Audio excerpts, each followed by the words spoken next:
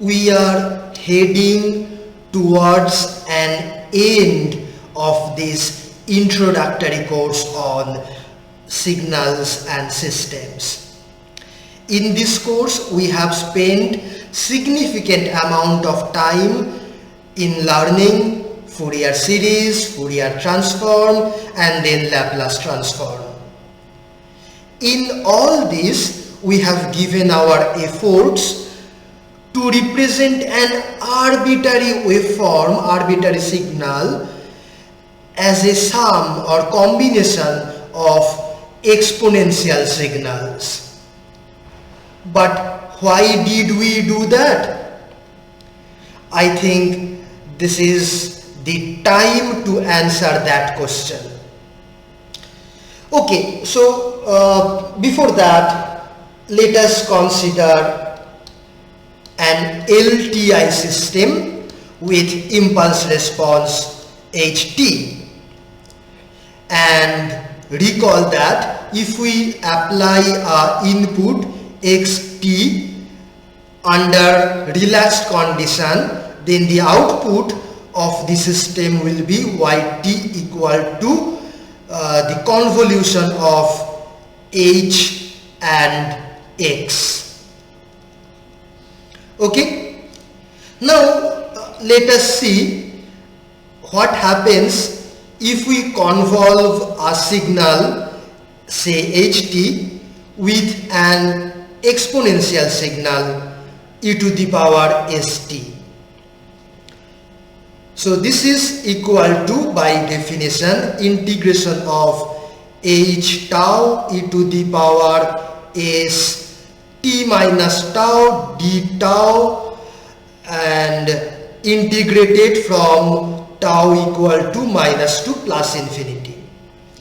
This is equal to integration of h tau e to the power st multiplied with e to the power minus s tau d tau, tau from minus to plus infinity.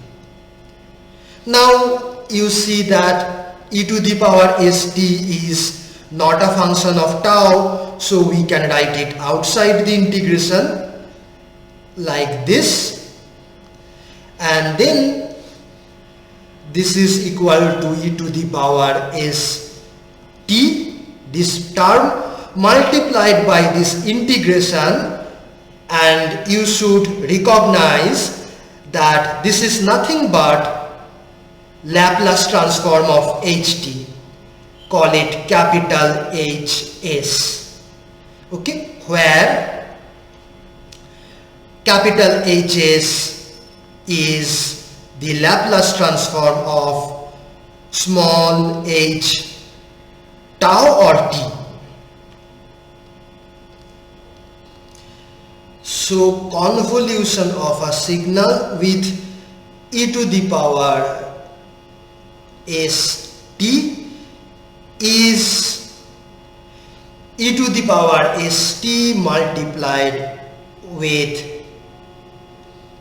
h of s, that is the Laplace transform of ht. This is a very important result that we should know. Now, a couple of important observations. Number one, this s here can be any kind of number, like real, imaginary, complex, positive, negative, everything is allowed. So s can be a complex number in general.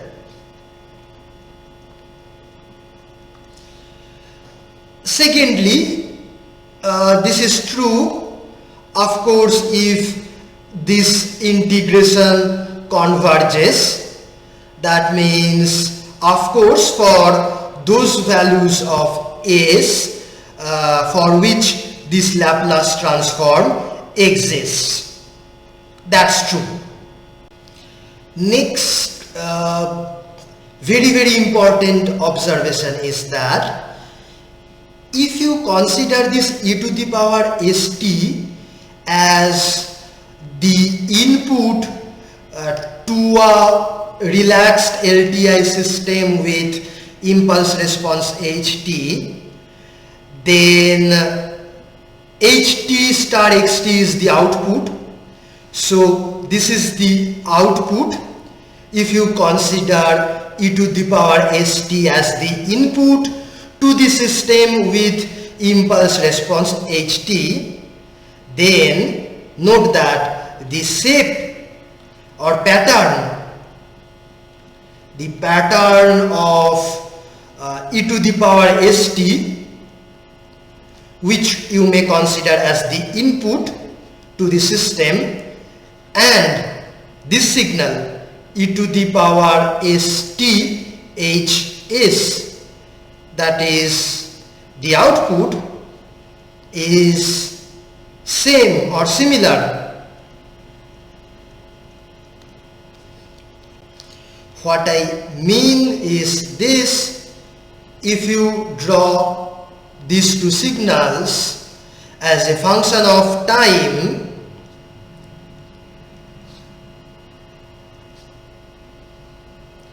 say time versus e to the power st, this one, that is the input, and time versus e to the power st multiplied with hs, that is the output, then their shapes are very similar. So if e to the power st looks like this, then e to the power st multiplied with hs will also look similar, like this. The difference between this and this is only this multiplication factor, capital Hs, and Hs is not a function of time, so that is a constant. So input is multiplied with a constant, and that is our output. So the amplitude of the input and output may be different. There may be a overall constant being multiplied, but the shape will be same, exactly same. Now such signals or functions are called eigenfunctions of that system. Okay, so let us define this. Eigenfunctions of a system. If the input xt produces the output, obviously under relaxed condition, because if the system has a different state or condition, the output may be different even for the same input. So this I definitely mean under relaxed condition. So if input xt produces output k times xt, then xt is called an eigenfunction of the system. So the shape or pattern of the input and output will be exactly similar. If the input looks say something like this, then the output will also be similar,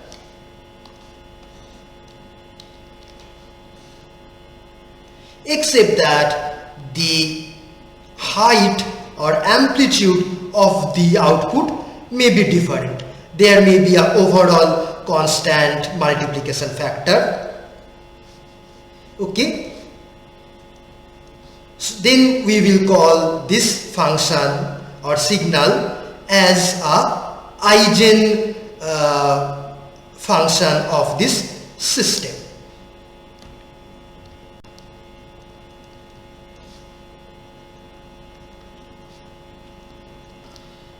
For example, any exponential signal of the form e to the power st for any value of s, positive, negative, zero, real, imaginary, complex, anything, any exponential signal is an Eigen signal or Eigen function of any LTI system. You consider any LTI system as we discussed here. You consider any LTI system where the output is the convolution of input and the impulse response. Then for all exponential signals, output will be also exponential with the same exponent s. So the pattern of input and output will be exactly similar. Yes, provided this Laplace transform exists for that particular value of s, of course. Now we have learned that number one, almost all practical signals that we see in real life, in laboratory or in other practical situation, can be written as a combination or sum of exponential signals. That is what we have learned first in Fourier series. That was applicable only for periodic signals. Then we learned Fourier transform, and Fourier transform is more general than Fourier series. So even non-periodic signals can be written as a sum of exponential signals. Not always. Sometimes when the signal is not square integrable, then Fourier transform may not be possible, but Laplace transform may be possible. So Laplace transform is more general, even more general, and with Laplace transform, almost all practical signals, particularly causal signals means which has some starting point before which the signal was zero. So for all such signals, almost for all, Laplace transform is possible for some value of s. Okay, for some set of values of s, which we call the region of convergence, and then within that set of s or within that region of convergence, we can write an arbitrary signal, particularly if it is causal, as a sum of exponential signals. Okay, that is one thing we have learned. And the second thing, for LTI systems, relaxed LTI systems, we know that output, if if the output corresponding to the input x1 is y1 and for x2 it is y2, then a x1 plus b x2 will produce the output a y1 plus b y2.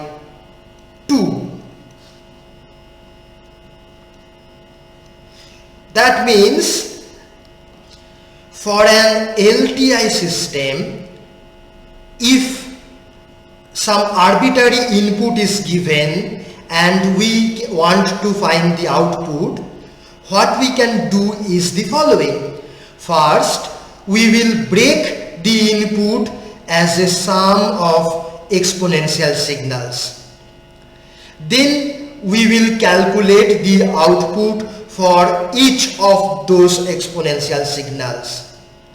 And then we will add all those outputs. That will give the final output.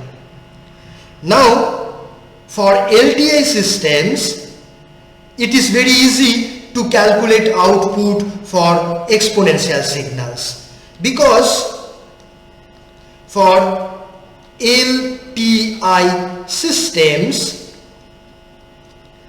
the input e to the power st, which is an exponential signal, will always produce the output which is of the same form, e to the power st, multiplied with some constant capital Hs. This is the multiplication factor or amplification factor or magnification factor. Okay, so, and this is given by the Laplace transform of Ht, where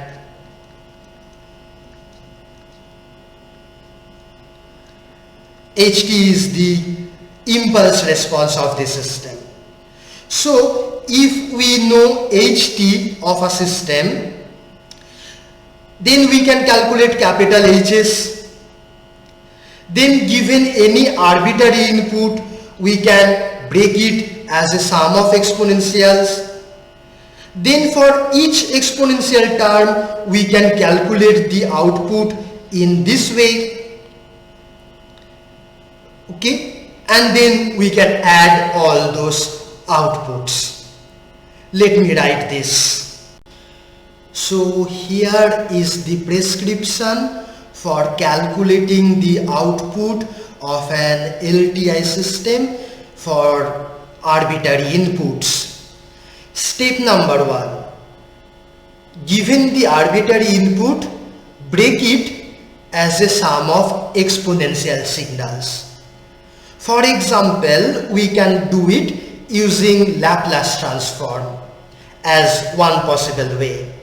So we may write the input xt as a sum of or an integration of e to the power st exponential signals with coefficients capital Xs or amplitudes, then integrated over all values of s such that the imaginary component of s runs from minus infinity to plus infinity, and the real component of s, sigma, is greater than some sigma minimum, some minimum critical value where capital Xs, which is nothing but the Laplace transform of xt, where this exists. That means sigma should be within the region of convergence of capital Xs, and then whole divided by 2 pi j. This is the expression for Laplace inverse, okay, where xs is the Laplace transform of xt, and this integration is carried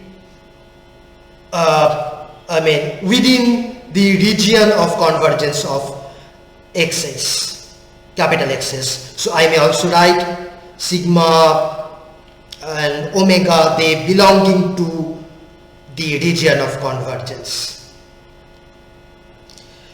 which is same as saying sigma greater than sigma mean for causal input signals. Okay, great. Next, step number 2, calculate the output for each exponential component of the input. Okay, so we have a lot of exponential components which together form this input xt, and we will calculate output for each of the components. Let us consider one particular component of the input, say e to the power st, for one particular value of s, which has this amplitude given by capital Xs, then this constant divided by 2 pi j and ds. So this is the amplitude of this particular component of the input for one particular value of s. It will produce an output which will be very similar to the input. So xs e to the power st ds divided by 2 pi j. This is the input whole multiplied with a constant capital Hs, where capital Hs is the Laplace transform of small ht, that is the impulse response. So for one particular component of the input, that is for one particular s value, this is the input component and this is the corresponding output component, which is nothing but the input component multiplied by capital Hs, that is the value of Laplace transform of impulse response at that particular value of s, the exponent. Okay, so this is for one component. Now in the same way we can calculate the output for all different components, that means for all different values of s. They will follow this similar form, and then we have to add all these outputs together to get the total output. That is our step number 3. So in step 3 we will add all these outputs together. So capital Xs by 2 pi j e to the power st ds multiplied with Hs. Let me write Hs here for clarity. This is the output for one particular input component. Now let me add all such components for all different values of s, that means omega here from minus to plus infinity, and sigma should be greater than some minimum required value, or it should belong to the ROC, in this case the common ROC of Hs and Xs, both of them. Okay, so you integrate it for all values of S, that will be the total output Yt.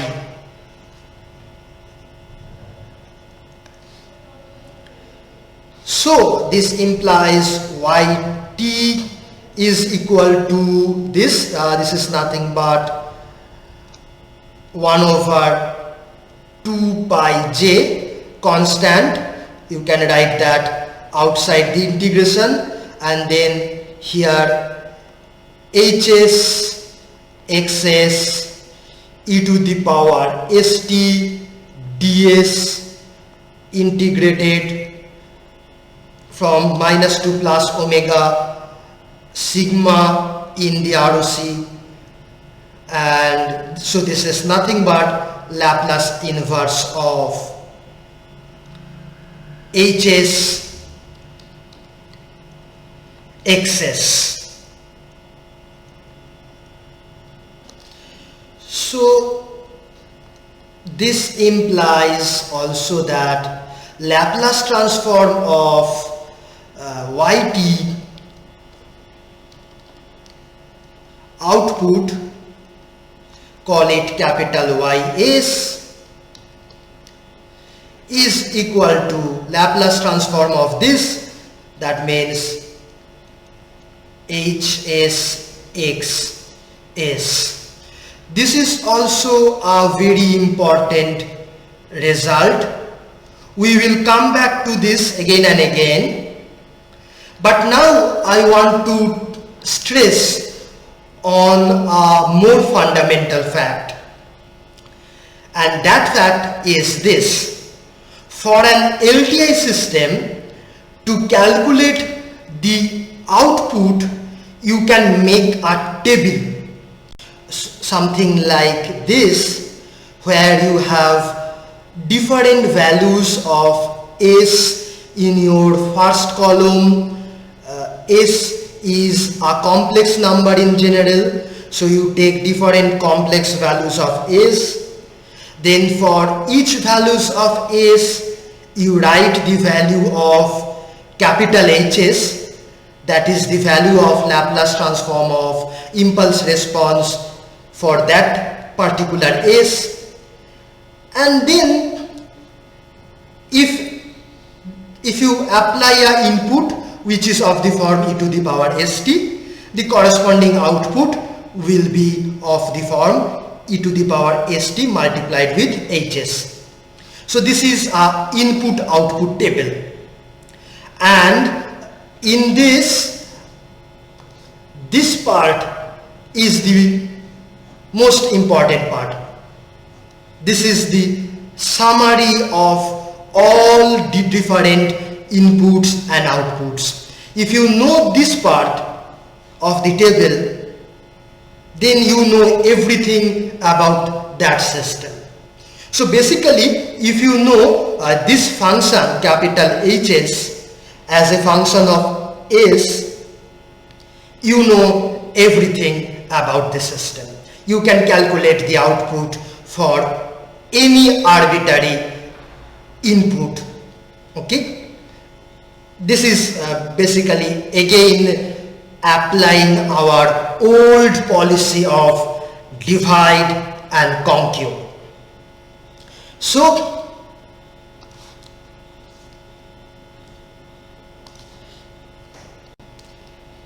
if we know Hs, we know everything about the system.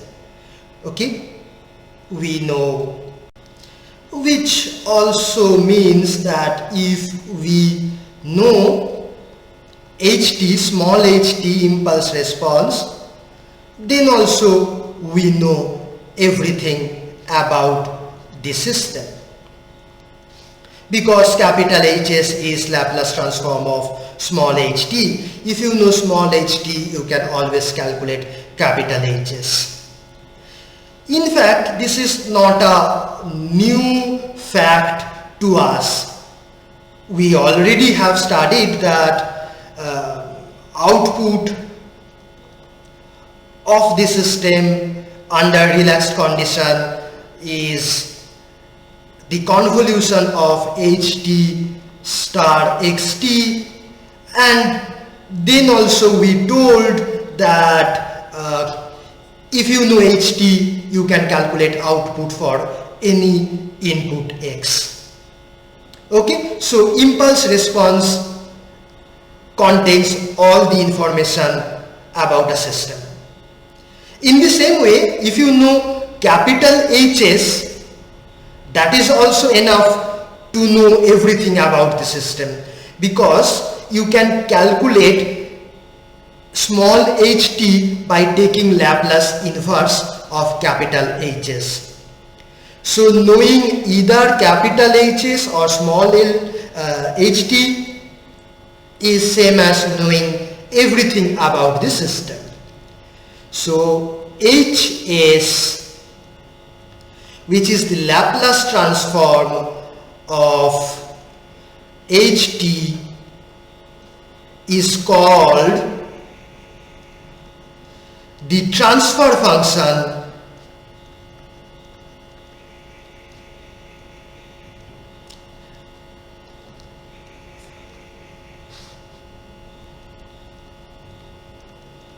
of the system. This is an important definition for us.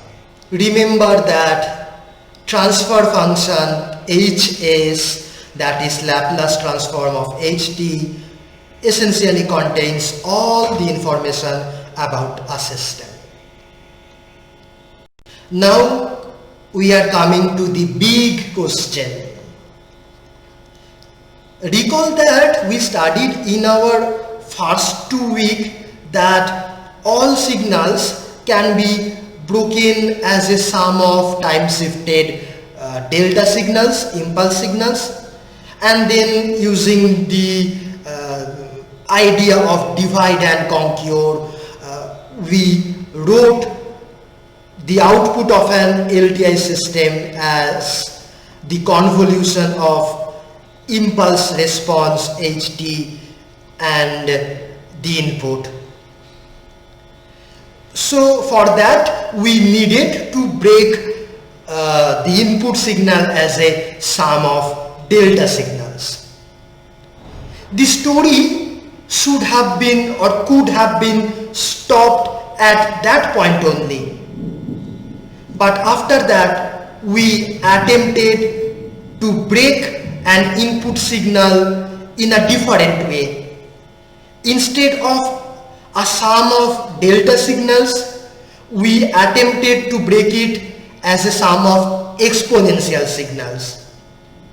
And then today we saw that by virtue of that and the principle of divide and conquer, we can again calculate the output in this way. But why do we need this different method? While breaking the signals into impulse signals was enough to calculate the output, why we need to break it into exponential signals again?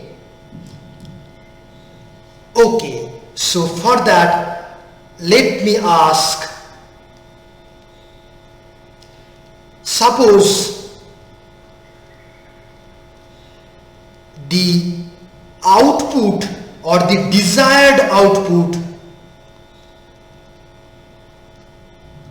of a system yt is known or given, and we want to know or to find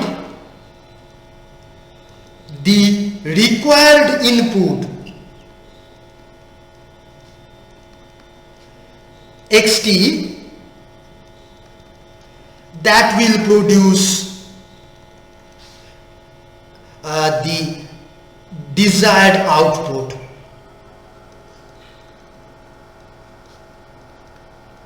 that is yt. So suppose ht is known because we have possibly all the information about the system. Yt is known or given, and xt is to be found out. How to do that? This is one of the practical questions which we asked during our initial lectures. Recall that we gave an example of a train. We said we may have a desired pattern of the speed of the train, and we want to know how should I move my lever, the control lever, such that the train follows that desired pattern of speed or output. Okay? Y known, H known, X is the unknown. It is not easy to find X from this formula. It is easy to find Y from this formula if X is known, but the reverse is not easy. And now we will see that the reverse is easy with the idea of breaking a signal into exponential signals. Here is the prescription to find this answer. First, break the desired output signal into a sum of exponential signals.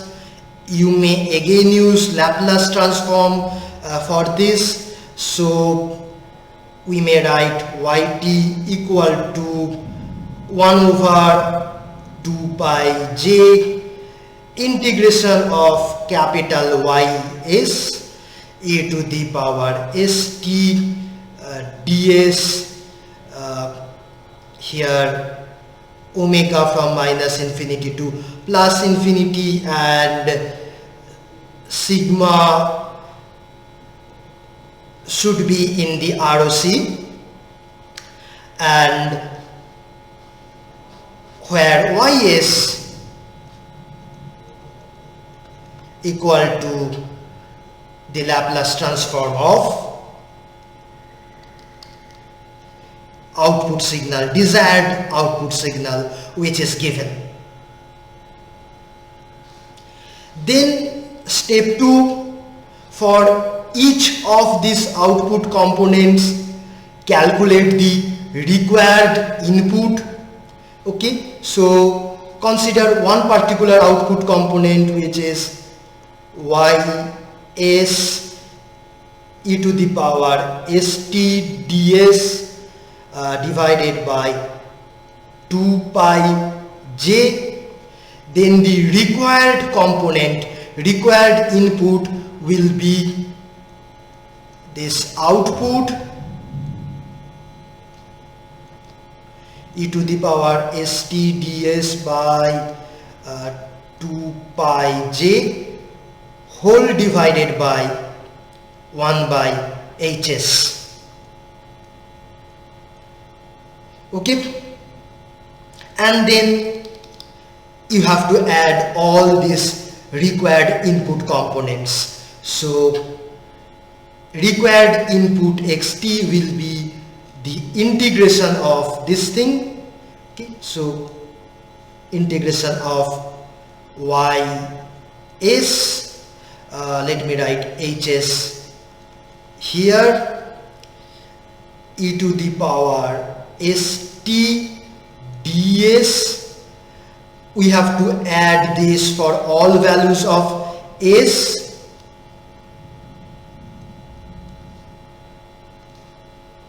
and so omega from minus to plus infinity, sigma inside the region of convergence, and the constant 2 pi j can be written outside. So this is nothing but Laplace inverse of capital Y S by H S. So now inverse calculation is also possible. Given a desired output, we can calculate the required input. Of course, sometimes it is not possible to find any input which will produce our desired output. So we are dealing with three things. One is the system, another is the input, call it xt, and third is the output yt.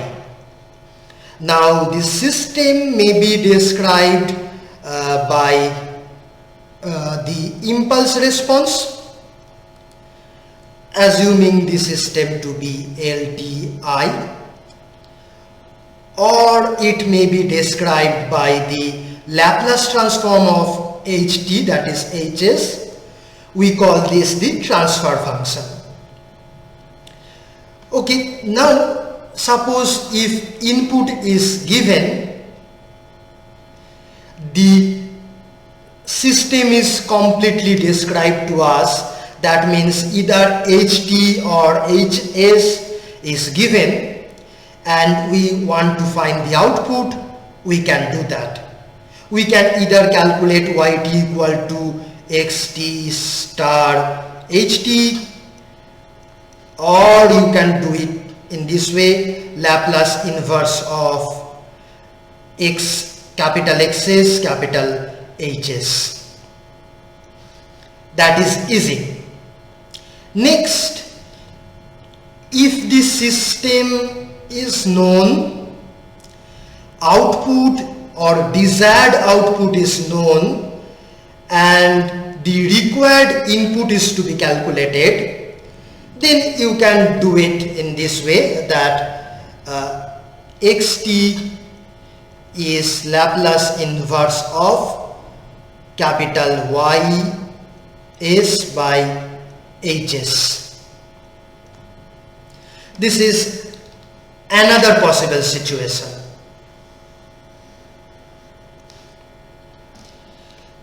The third possible situation is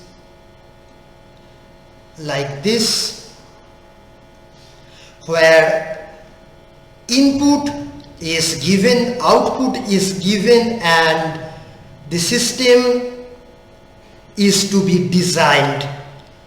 Okay, so for example, consider a train which has a control lever with which I can change the speed of the train, and I want the speed of this train to vary in this way between two stations, like this. So this is the desired speed output as a function of time. Now, to get this output, suppose the required way in which I should move the control lever is suppose like this.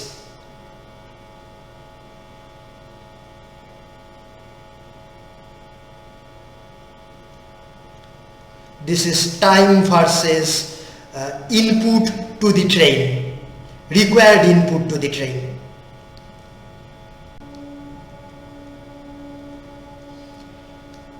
Okay. However, this is very difficult to adjust the lever in this way. Only an experienced driver may do that. But suppose I also want to drive this train, but I am not that experienced. So what I may do, I may take the help of an assisting system. Okay.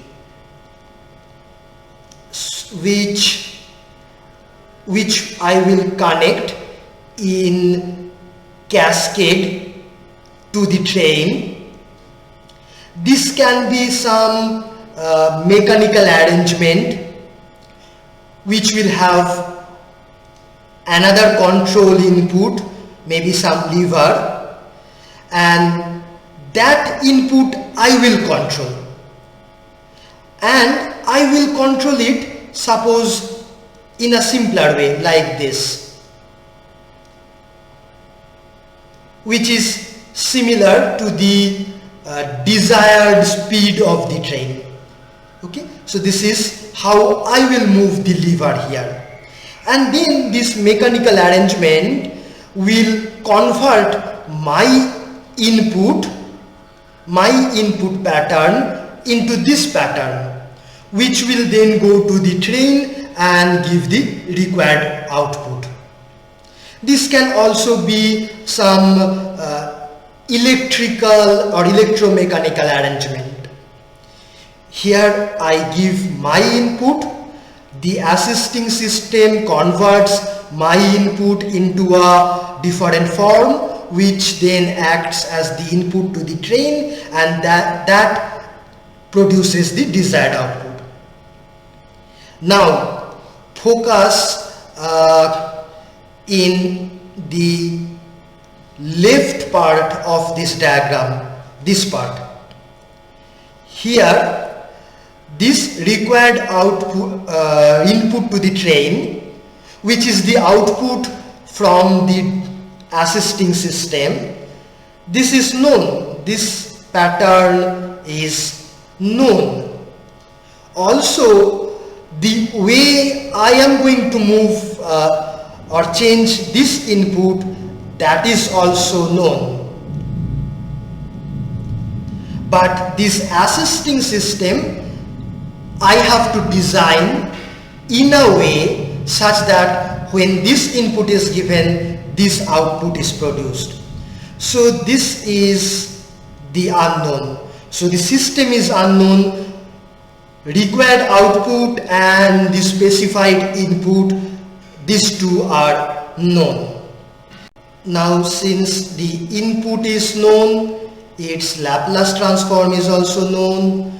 Since the output is also given, capital Ys is also known, then from this relationship, Ys is equal to Hs we can say that the required transfer function for this assisting system should be Hs equal to Ys by Xs. This tells us what should be the transfer function of the assisting system, which will produce this output for this input. Sometimes we may also see from this that it is not possible to find any transfer function or any system which will produce this output, this required output under this specified input. That is also possible.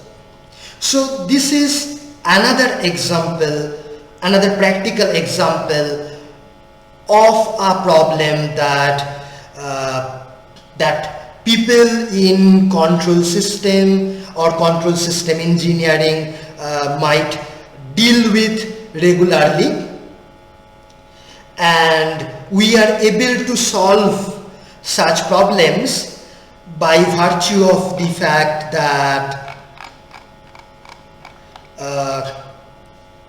the transfer function, the Laplace transform of input and output are related in this way, and this is possible by virtue of the fact that we can break a signal into a sum of exponential signals.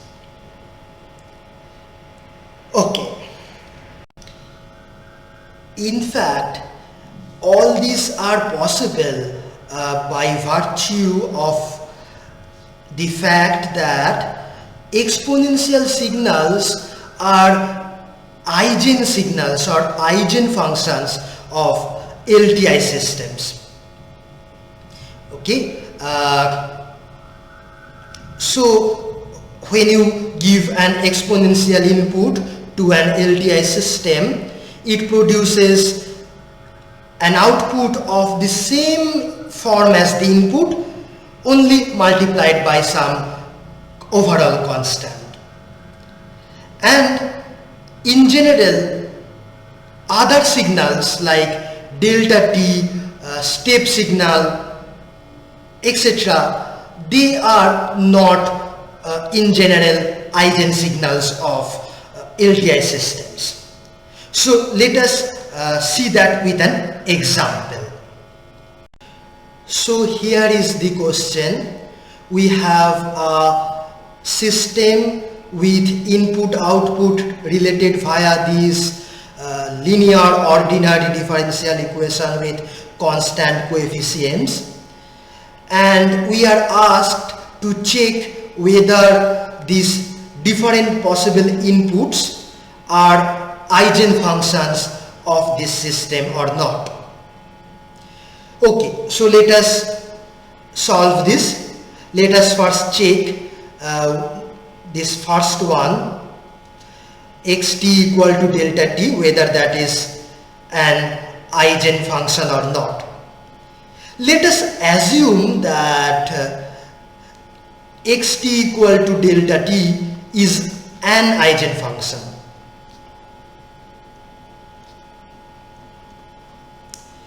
So that means when you give xt equal to delta t as the input, you will get output equal to k times delta t. K is some constant. Because this is an Eigen function, output will be input multiplied by some constant. Now, if we put this expression of output in this differential equation, what will we get? Okay. So this is the system equation.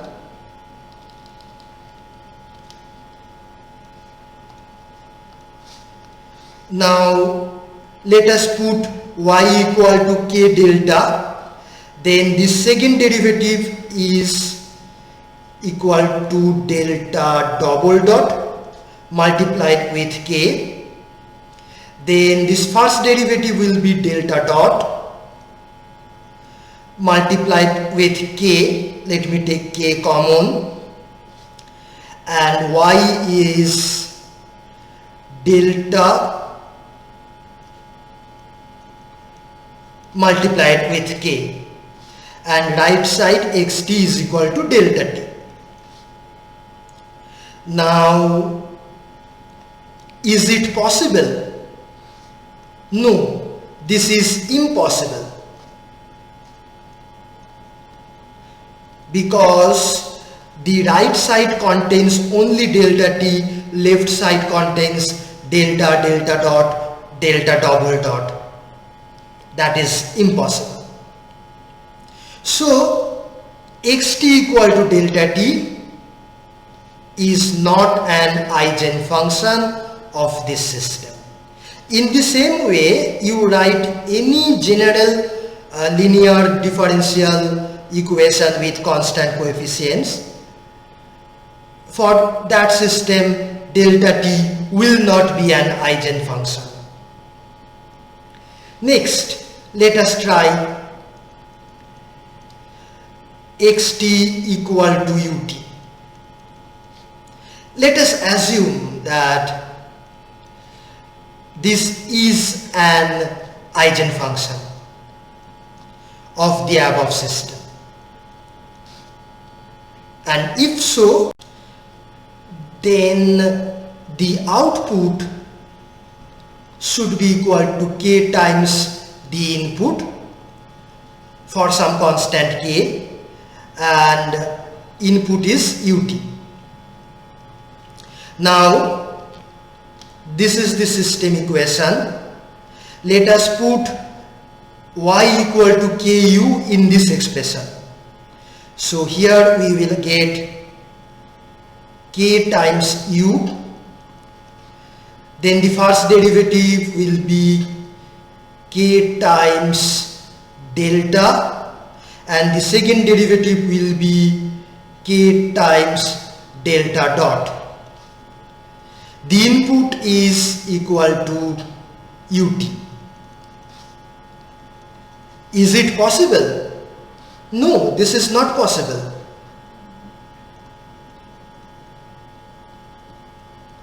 So, once again, this cannot be a eigenfunction of this system, or in that sense, or any system which can be represented with a linear ordinary differential equation with constant coefficients. Okay, now in the same way, let us try xt equal to sine omega t.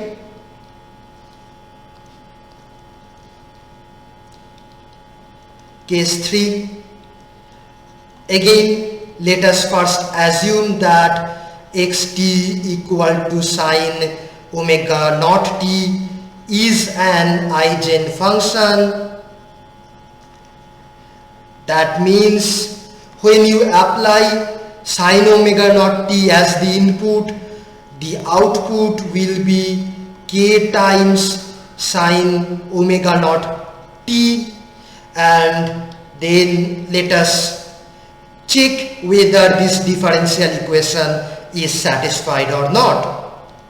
So the input is sine omega naught t, output is k times sine omega naught t, then this derivative will be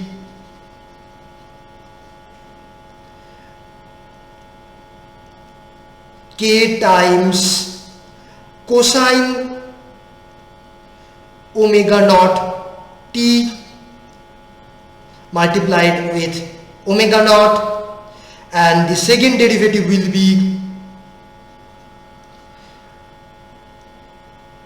k omega naught square sine omega naught t with a minus sign. Now the left side will be same as k common minus 3 omega naught square sine omega naught t plus 2 omega naught cosine omega naught t plus sine omega naught t. The right side is sine omega naught t. Now the right side does not have any cosine term, the left side has. So the only possibility is that omega naught equal to 0. Otherwise, if omega naught is non-zero, this is impossible. Impossible if omega naught is non-zero. So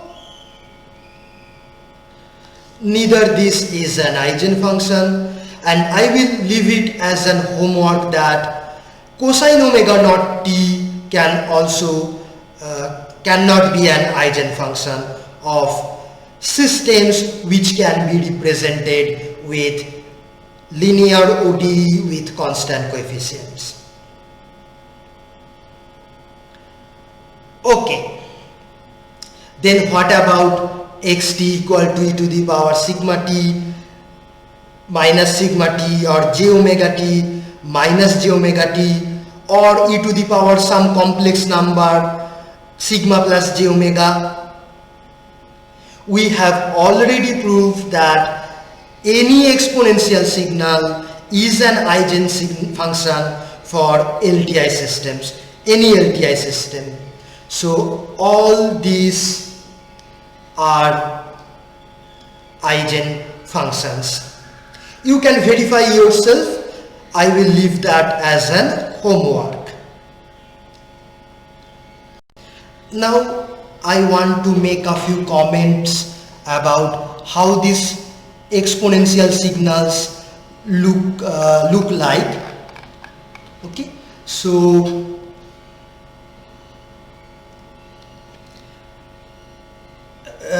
e to the power sigma t looks like this. Okay, this is e to the power sigma t, sigma greater than 0. This point is 1. If you consider e to the power minus sigma t, that will look like this. This is e to the power minus sigma t for sigma greater than 0. Then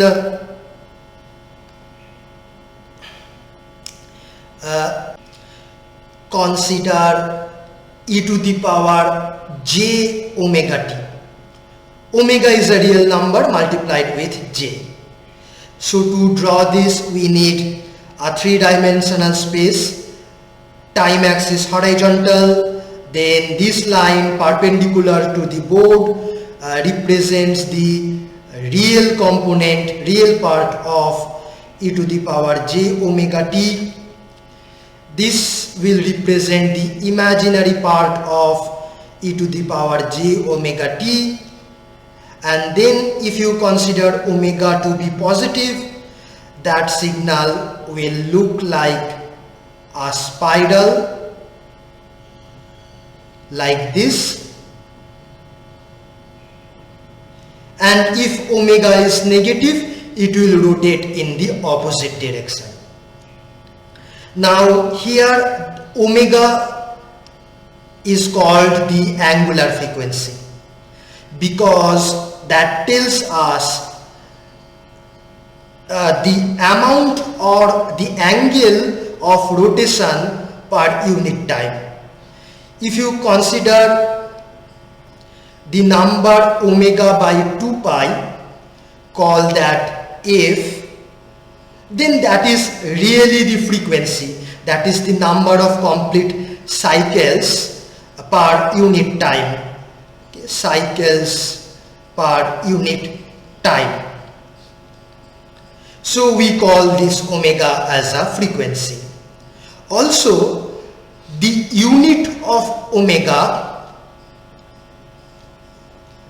must be 1 by second or 1 by the unit of time, because when you multiply omega with t, unit of omega and unit of t will cancel and omega t will be a unitless number, and it must be unitless because e to the power some 1 kilogram or 1 minute or 1 meter does not make any sense.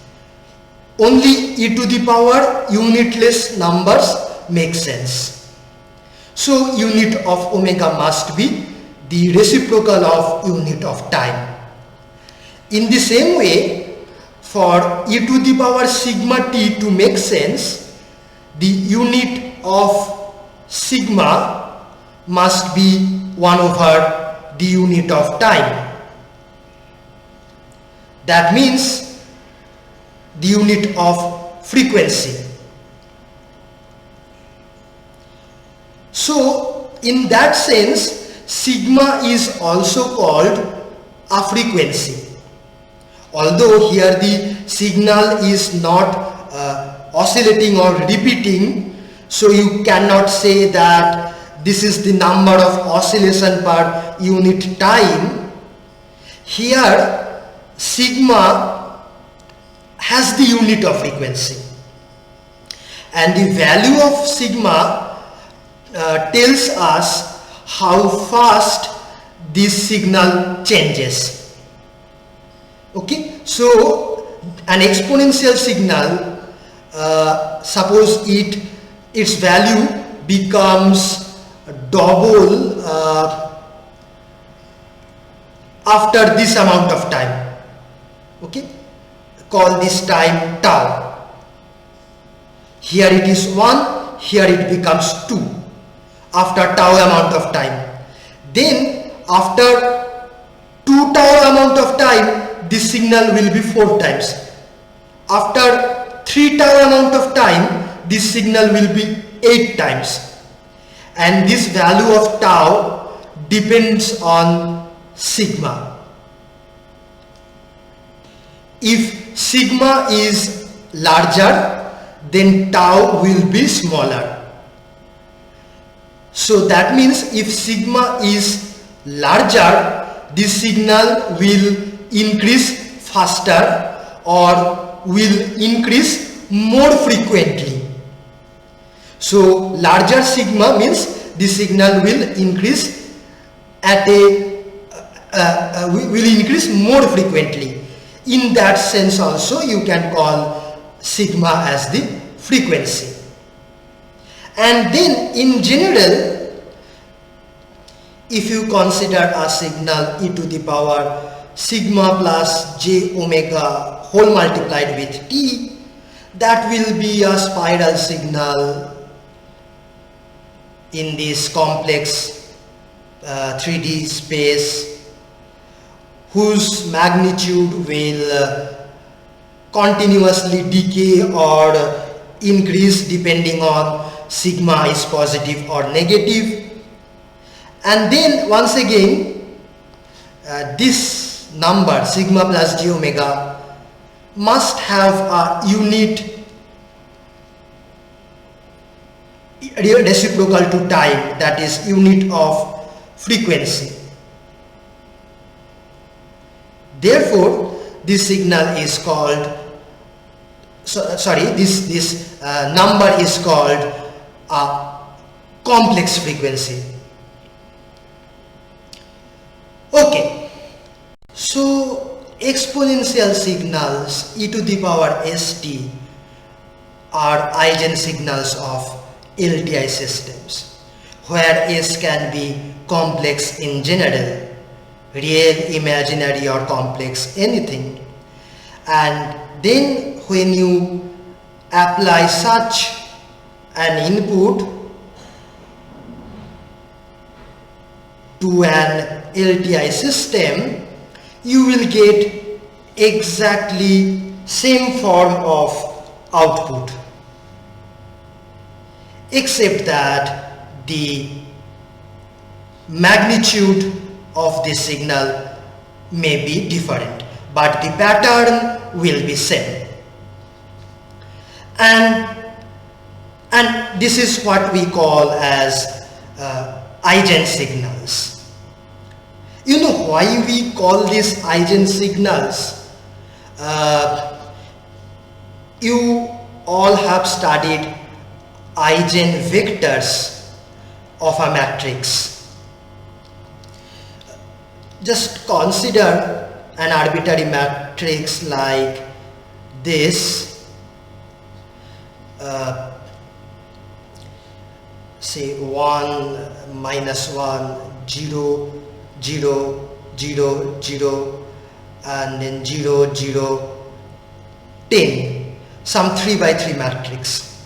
Now we can take a vector something like x1, y1, z1 and multiply that with this matrix, and that will give us another vector, call it x2, y2, z2.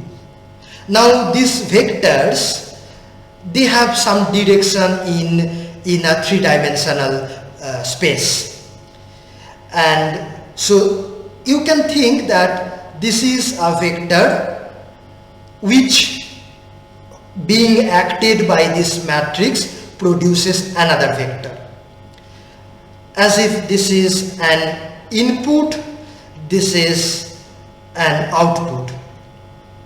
Now you give different inputs, different vectors, the product or the output will be different. For example, if you give the input as 1, 0, 0, then the output will be you can calculate, it will be 0, 1, 0. Notice that here the direction of this vector is along the x-axis. Here the direction of this vector is along the y-axis. So the direction of this input and output are different. In the same way, if you consider say another input, say which is 0, 1, 0, the direction is along the y-axis. Here the output will be minus 1, 0, 0. The direction is along the minus x-axis. So these two directions are different. In general, the direction of the input and output could be different. But if you consider say the input 0, 0, 1, that is along the z-axis, then the output you can calculate that will be 0, 0, 10. Notice that the direction of input and output both are along the z-axis. Although the magnitude of input and output are different, but the directions are same. And we call such a vector as the eigenvector of this matrix. Okay, when the magnitude of the product can change but the direction is same, and the direction is given by the relative ratio of these three components x, y, z, the proportions of x, y and z components, that determines the direction. When the direction is same, magnitude may or may not be same, we call this vector as the eigenvector of a matrix. In the same way, for a system, if the shape of the input and output is same, the magnitude may or may not be same, we call that an eigenfunction of that system. Let me finish today's class by reminding you the one of the very important thing that we have learned today. We already knew that for relaxed LTI systems, output is given by input convolved with the impulse response. Now, if we take the Laplace transform of both the sides,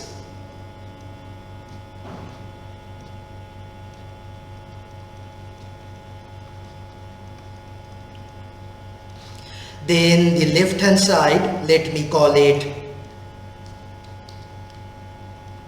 capital YS, Laplace transform of output, that will be same as the product of Laplace transform of x and h, because the convolution property of Laplace transform says Laplace transform of convolution of two signals is same as the Laplace transform of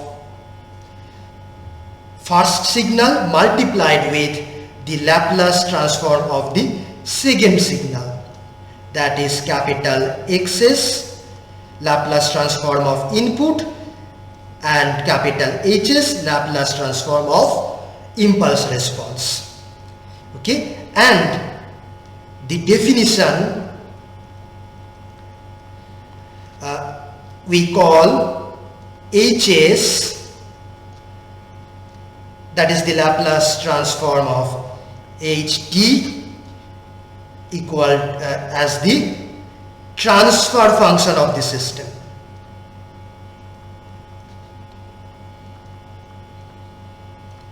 This is the definition of transfer function. Transfer function has all the information about a system, because if you know capital H's, then you can calculate output Ys, Laplace transform of output, for any arbitrary input, or you can take the Laplace inverse to get impulse response Ht, and then from that you can calculate the output for any arbitrary input. That's one of the most important things we have learned today. See you in the next class. Bye.